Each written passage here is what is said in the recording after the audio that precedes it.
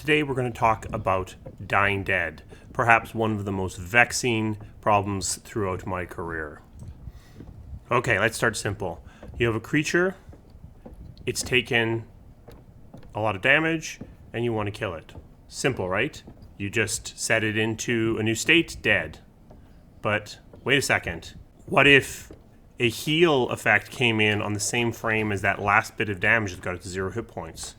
Now what? Okay, so you handle that. What about other ways that it could prevent it from dying? Okay, great. So now you can go from alive to dead. But you're going to do some things with that dead creatures. Maybe dead creatures don't animate, and you can walk through the body. But that doesn't look so good, does it? Because now you're going from an alive state to a dead state. It's a single frame. Maybe you want to animate a dying animation.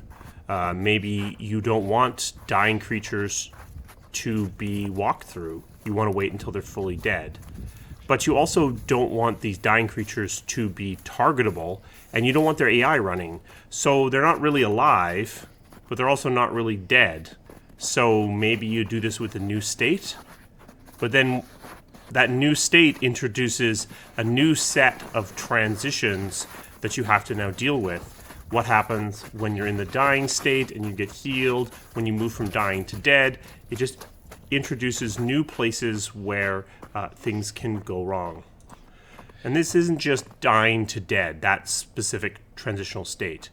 We've also run into this with things like polymorph, where you're actually changing from one model to another. There's a transitional state, but also a lot of things have to be handled in the two different states.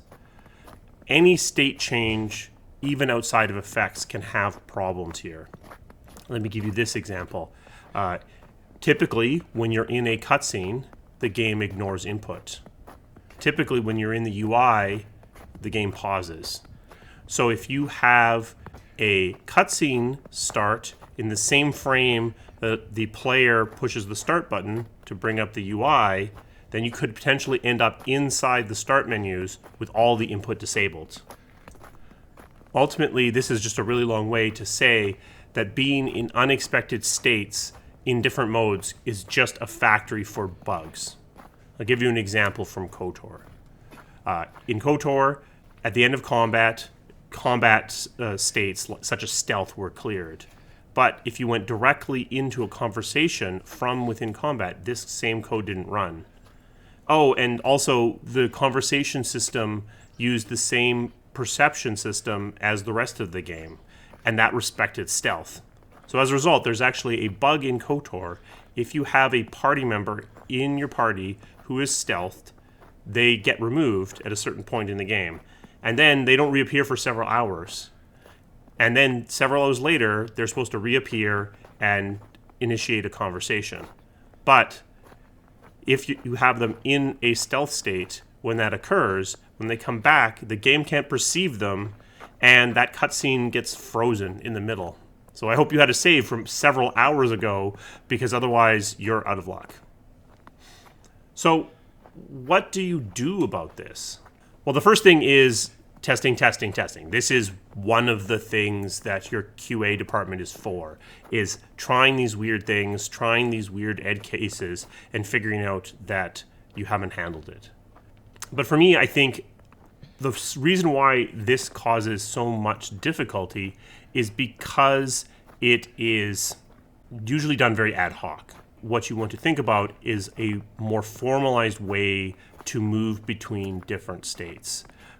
So something like a transition manager, when you want to move between combat and exploration and conversation and UI, that you go through a common set of code so that everything is handled and can be treated more atomically. Now, on Sonic, for the effects case, for the dying dead case, I actually wrote the entire stat system specifically to address this one particular issue. In the end, that was relatively pointless because Sonic is a turn-based combat system. So these kinds of issues are way less likely because they're usually caused by very precise timing, and we had much better control over the timing of that game. But even so, that system was designed specifically to prevent this from occurring. If you're very clever, you might notice that there's a common theme amongst a lot of these issues. Typically, you get into a transition problem when you treat an action as atomic, as in taking no time, when in fact it takes significant time. Even if that time is less than 1 frame, that introduces a place where other actions can occur. And all of my examples actually come from games that are single player, so there are not things coming in from outside sources, and basically single-threaded. So when you get into multi-threaded, multiplayer games, these issues multiply exponentially. Transitions are something that you should be thinking about and not be doing ad hoc. Put some sort of process in place for dealing with them.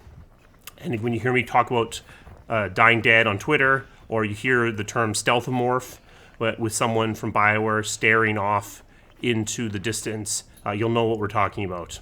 If you enjoyed this, consider giving this a like and leaving a comment down below. Thank you very much.